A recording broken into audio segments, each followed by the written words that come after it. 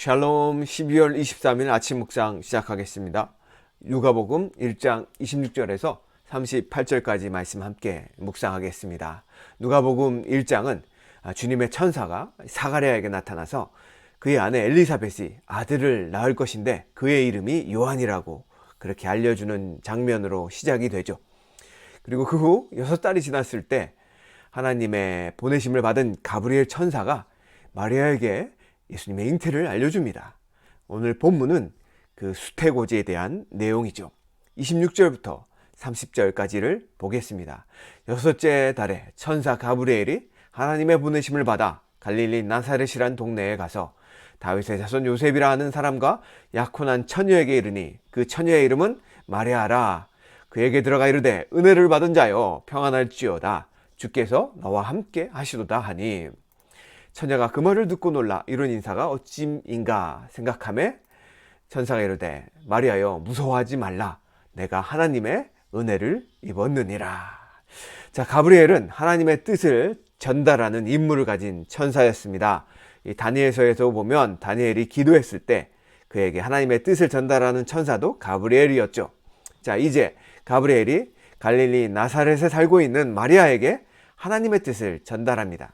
그런데 그 첫 인사가 28절에 보면 하나님의 은혜를 입은 자여 평안할지어다. 주께서 너와 함께 하시도다 라고 말하죠. 자, 이 인사는 다니엘서에 보면 천사가 하늘의 비밀을 다니엘에게 알려주면서 했던 인사였습니다. 다시 말해서 하늘의 특별한 일들을 고지할 때 그 일들을 듣는 자는 하나님의 은혜를 받은 자라는 사실입니다. 하나님의 말씀을 우리가 믿고 알고 그 말씀이 날마다 나에게 임할 때 그 말씀을 깨닫는 우리는 정말로 하나님의 극진한 은혜를 받은 자들이죠. 이렇게 하나님의 말씀을 묵상하고 이렇게 아침마다 하나님의 말씀을 듣는 여러분, 그리고 그 말씀 사모하는 여러분들은 하나님의 은혜를 받은 자라는 것이죠. 자, 계속해서 마리아의 모습을 보겠습니다. 마리아가 그 하나님의 음성을, 천사의 음성을 들었는데 마리아 입장에서는 이 천사의 음성을 들으니까 얼마나 놀랍고 무서웠겠습니까? 그래서 가브리엘 천사는 마리아에게 평안할지어다 라고 말하고 있고요. 30절에 보면 무서워하지 말라 라고 안심시켜 줍니다. 그런 후 천사는 마리아에게 주께서 너와 함께 하신다. 또 30절에 보면 내가 하나님께 은혜를 입었다 라고 말해주죠. 자, 이 말들은 그녀가 특별한 하나님의 일에 부르심을 받았다는 사실을 말해줍니다. 그 특별한 일이 31절부터 33절에 나오죠. 31절부터 33절을 보겠습니다. 보라, 내가 잉태하여 아들을 낳으리니 그 이름을 예수라 하라. 그가 큰 자가 되고 지극히 높으신 이의 아들이라 일컬어질 것이요 주 하나님께서 그 조상 다윗의 왕위를 그에게 주시리니 영원히 야곱의 집을 왕으로 다스리실 것이며 그 나라가 무궁하리라. 자, 그녀를 향한 특별한 부르심은 예수님의 모친이 되는 것이었습니다. 예수님은 하나님의 아들이셨으며 구약 성경에 기록된 바로 그 메시아시고 또 영원한 하나님의 나라의 왕으로 다스릴 분이셨습니다. 예수라는 이름의 뜻은 구원하신다. 하나님께서 구원하실 것이다 라는 뜻이고요. 이것은 히브리어로 여호수아라는 그러한 히브리어식의 이름을 헬라식으로 표현한 것이죠. 자, 여호수아가 구약 성경에 보면 사사기에 보면 이스라엘을 여호수아에 보면 이스라엘을 약속의 땅으로 인도하였듯이 예수님께서 그의 백성들을 영원한 생명으로 하나님의 나라로 인도하실 구원자 메시아라는 의미죠. 그러나 이 놀라운 소식은 듣는 마리아에게는 어찌 보면 어안이 벙벙한 이야기였을지 모르겠습니다. 왜냐하면 그녀는 처녀였고 또한 정혼할 자가 이미 정해져 있었기 때문입니다. 보통 정혼은 소녀들이 10대 초반일 때 이루어집니다. 마리아는 지금 이 놀라운 소식을 티네이저의 나이였을 때 들었을 것입니다. 따라서 이 34절에 나오는 마리아의 반응은 어찌 보면 당연할지 모르겠습니다. 34절을 읽겠습니다. 마리아가 천사에게 말하되 나는 남자를 알지 못하오니 어찌 이 일이 있으리까? 자, 궁금한 것 많은 10대의 마리아는 자신이 처녀이기 때문에 이 기적적인 사건이 어떻게 일어날 수 있겠냐고 물었던 것이죠. 지금 마리아는 예수님의 동정녀 탄생에 대해 묻고 있는 것입니다. 마리아의 질문은 그 질문에 대해서 천사는 이렇게 답하죠. 35절을 계속해서 읽어보겠습니다. 35절입니다. 천사가 대답하여 이르되 성령이 내게 임하시고 지극히 높으신 이의 능력이 너를 덮으시리니 이러므로 나실 바 거룩한 이는 하나님의 아들이라 일컬으러지리라. 자, 예수님은 성령으로 잉태하셨습니다. 잉태되셨죠. 이 말은 마리아가 임신을 하더라도 처녀성을 지키게 됨을 의미합니다. 하나님의 임재 속에 처녀로서 아기 예수님을 뱃속에 가지게 되는 동정녀 탄생을 의미하는 것이죠. 자, 동정녀 탄생은 이 기독교 신앙에 매우 중요한 말입니다. 하나님의 아들이신 예수 그리스도께서 당신의 백성을 죄에서 구원하시기 위해서는 아담을 통해 모든 인간에게 전가되는 죄성을 지니지 않는 분이셔야 합니다. 예수님은 여자의 몸을 빌려 탄생하셨기 때문에 인간이 되셨습니다. 그러나 하나님의 아들로서 예수님은 인간의 죄의 흔적이 전혀 없이 태어나셨습니다. 예수님은 완전히 인간인 동시에 완전히 하나님이신 것입니다. 천사는 그 사실을 확실히 말해줍니다. 나실 바 거룩한 자는 하나님의 아들이라 일컬어지리라. 자, 예수님은 이 땅에 오시기 전부터 하나님의 아들이셨습니다. 그가 마리아에게 잉태된 이후에 하나님의 아들이 되셨다는 것이 아닙니다. 예수님은 그의 선행과 순종 때문에 하나님의 아들로 인정받으신 것도 아닙니다. 하나님이신 예수님이 동정녀 탄생을 통해 이 세상 속에서 들어오신 것이죠. 바로 타락한 인간을 위해서 우리를 죄에서 구원하시기 위해 우리의 온전한 메시아, 우리의 구원자가 하나님의 온전한 속죄제물이 되시기 위해서 그렇게 하신 것입니다. 이것이 바로 기적인 것이죠.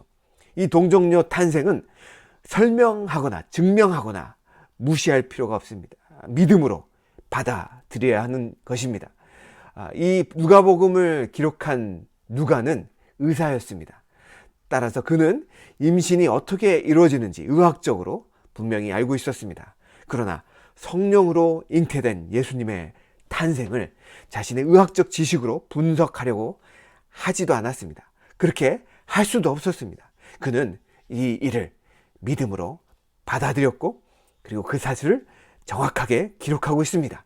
36절부터 37절을 보겠습니다. 보라, 내 친족 엘리사벳도 늙어서 아들을 배웠느니라. 본래 임신하지 못한다고 알려진 이가 이미 6달이 되었나니 대저 하나님의 모든 말씀은 능하지 못하심이 없느니라. 자, 마리아는 표적을 구하지 않았죠. 그러나 가브리엘은 마리아에게 표적을 보여줍니다. 그 표적은 무엇이었죠? 그 표적은 그의 친척, 마리아의 친척 엘리사벳도 하나님의 은총으로 임신하게 되었다는 사실을 설명해 주는 것이었습니다. 가브리엘은 어찌 보면 마리아가 하나님의 뜻을 겸손히 추구하다가 감당하기 어려운 고통을 당할 수 있기 때문에 그녀에게 의지할 수 있는 사람을 소개해 준 것입니다. 이것은 또한 마리아에게 하나님의 모든 말씀은 능치 못하심이 없다는 사실을 예를 들어 설명해 주는 역할을 하고 있습니다. 하나님은 폐경기에 들어선 불임 여성을 선택하셔서 임신할 수 있게 하셨듯이 처녀를 선택하셔서 그녀의 태에 아이가 자라날 수 있게 하실 수 있는 전능하신 분이십니다. 자, 이제 마리아는 하나님의 말씀을 전달하는 가브리엘에게 너무나 귀한 신앙의 고백을 합니다. 38절입니다. 마리아가 이르되 주의 여종이오니 말씀대로 내게 이루어지이다 하며 천사가 떠나가니라. 자, 성경에서는 아이가 태어날 것이라는 하나님의 선언에 대한 여러 사람들의 반응이 기록되어 있습니다. 대표적인 예가 아브라함의 아내인 사라였는데요. 아브라함의 아내 사라는 그 말씀을 듣고 웃었죠. 또 사가랴는 어떻게 했습니까? 의심을 했습니다. 그러나 마리아는 자신의 반응을 믿음으로 결단하며 나아갑니다. 그렇게 그녀가 믿음으로 받아들일 수 있었던 것은 하나님 앞에서 자신이 누구인지 분명하게 알았기 때문이죠. 그녀는 자신을 향해서 주의 여종이오니 하나님의 말씀대로 그대로 될 것입니다 라고 순종하는 고백을 합니다. 당시에 결혼하지 않은 젊은 여자가 임신을 한다는 것은 무서운 결과를 초래하는 것이었습니다. 그녀의 미래가 어떻게 될지 모르는 아주 심각한 일이었죠. 뿐만 아니라 하나님의 말씀을 받아들이는 일은 요셉과 자신의 가족과 자신의 명예를 손상시키는 일일 수도 있었습니다. 또한 성령으로 임신했다고 주변 사람들에게 말하면 아마도 미친 여자로 취급당할 수도 있었을지 모르겠습니다. 그러나 마리아는 이 모든 위험 속에도 하나님의 말씀대로 순종하기로 결단하죠. 왜요? 하나님의 여종이라고 믿었기 때문입니다. 그리고 하나님은 이 모든 일들을 하나님의 분명한 뜻 가운데 선하게 인도하실 것을 믿었기 때문이죠. 자, 그녀가 그렇게 하나님의 말씀대로 이루어질 것이라는 그러한 반응은 엄청난 믿음의 고백이었던 것입니다. 의사이자 기독교 상담가였던 폴 트루니에는 그리스도인의 삶을 모험으로 사는 인생이라고 묘사합니다. 그는 그의 책에서 이렇게 표현하죠. 인생은 하나님이 지휘하시는 모험이다. 모험적인 삶은 두려움이 없는 삶이 아니라 오히려 각종 두려움을 충분히 인지하는 가운데 극복하는 삶이다. 두려움을 하나님께 맡기고 믿음으로 한 걸음 한 걸음 나아가라는 말입니다. 38절에 마리아의 이 고백은 자신의 인생을 송두린 채 하나님께 맡기는 믿음의 모험을 감행하는 것입니다. 그리고 그녀의 믿음의 선택은 많은 그리스도인들에게 귀감이 되었으며 또한 감사로 다가옵니다. 그녀의 믿음의 순종이 있었기에 그리스도가 이 땅에 오셨고 우리에게 하나님께 나아갈 구원의 길이 열렸기 때문입니다. 사랑하는 성도 여러분, 여러분은 어떤 믿음의 선택을 하시렵니까? 인생은 모험입니다. 모험이 없이는 어떠한 일도 일어나지 않습니다. 그러나 하나님께서 지휘하시는 모험에 여러분의 인생을 믿음으로 맡기고 싶지 않으십니까? 주님의 말씀을 믿고 주님께서 여러분들 삶 가운데 행하시도록 마리아와 같은 믿음의 결단을 하고 싶지 않으십니까? 물론 모험이라는 표현은 부담스러워 보이는 것이 사실입니다.